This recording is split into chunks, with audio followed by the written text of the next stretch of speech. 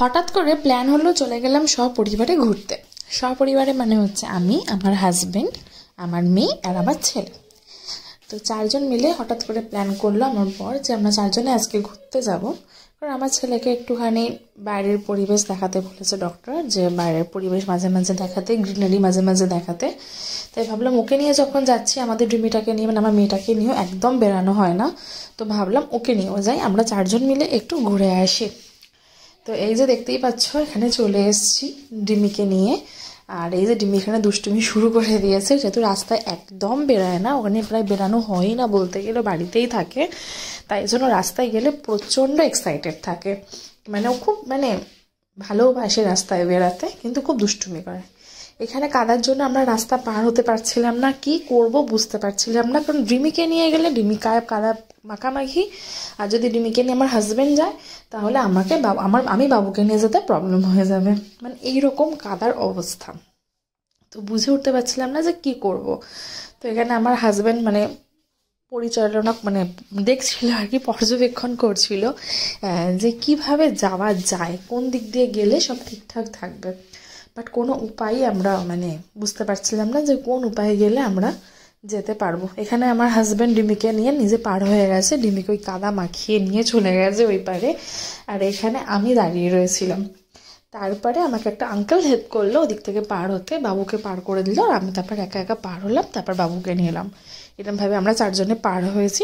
তারপরে আমরা এখানে ঘুরতে গেলাম। এই সাইডটা কেন কাদা ছিল সেটা বুঝতে পারছিলাম না, বৃষ্টি হয়নি, তা সত্ত্বেও প্রচণ্ড কাদা হয়ে গেছিলো ওই জায়গাটা। কিন্তু তারপর থেকে অতটা কাদা ছিল না, তারপর থেকে নর্মালি ছিল।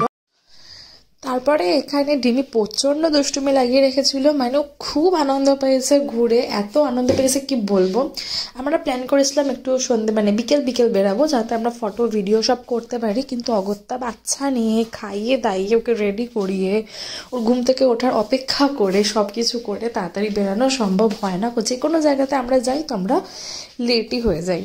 তো এখানে দেখতে পাচ্ছ ও একদম বাইরে বেরালে, আমার ছেলে বাইরে বেরালে একদম বন্ধু হয়ে যায়, কেন জানি না। ওর চারিদিকে কত ভালো করে দেখেও না, খালি ঘুমায়, আর একদমই বন্ধু হয়ে যায়। বাড়িতে এত খেলে, কিন্তু বাইরে গেলে একদম ও বোকা হয়ে যায়, একদম ও চুপচাপ হয়ে যায়। খুব একটা যদিও ওকে বাইরে বার করানো হয়ও নি, 6 মাস পরে একটু ওকে বাইরে বার করাচ্ছি, তার আগেও একদমই 6 মাসের আগেও একদমই বাইরে বেরায়নি, শুধুমাত্র ডক্টর দেখতে যেত। হয়তো আস্তে আস্তে যখন বেড়াতে ওর অভ্যাস হয়ে যাবে, তখন হয়তো ওর নর্মাল হয়ে যাবে ব্যাপারটা, তখন হয়তো ও ভালোবাসবে বেড়াতে। বাট এখনও বাইরে বেরোলে ঘুমিয়ে পড়ে, এখানেও দেখতে পাচ্ছি ও ঘুমিয়ে পড়েছে, আর ওর দিদি ভাইকে পাহারা দিচ্ছে যাতে ভাইকে কেউ না নিয়ে চলে যায়। আর এখানে আমি একটুখানি ঘটি গরম খেয়েছিলাম, যেটা আমার মোস্ট ফেভারিট ঘটি গরম। বাইরে কোথাও গেলে যেখানে ঘটি গরম পাই আমি সেখানে ঘটি গরম খাই। তো এখানে ওই বাবার আদর খাচ্ছে বসে বসে, অ্যান্ড তারপর আর ভাইকে পাহারা দিচ্ছে। ওর ভাইকে আদর করা যাবে না, বেশি আদর করলেও চিৎকার করবে। আবার ওর ভাইকে কোথাও কেউ কোলেও নিতে পারবে না, আর অন্য লোকের কোলে দেওয়াও যাবে না। ও নিজের ভাইকে নিজে শুধুমাত্র আদর করবে, আদার্স কেউ ওর ভাইকে ধরতে পারবে না, এরকম ব্যাপার। ভাইকেও প্রচণ্ড ভালোবাসা, ভাইও দিদিভাইকে প্রচণ্ড ভালোবাসে, নিজের খেলনা দিদিভাইকে দিয়ে দেয়, আর দিদিভাইও নিজের খেলনা ভাইকে দিয়ে দেয়। এখানে দেখো কীভাবে অকাতরেও ঘুমিয়ে পড়েছে। তারপরে এখানে আমরা আবার চলে এলাম। এখানে এসেছিলাম একটা অন্ধকার জায়গায়, যেখানে আমি আর ডিমি দৌড়াতে এসেছিলাম। ওই ভিডিওটা পুরো অন্ধকার এসছে, ওটা দেওয়া গেল না।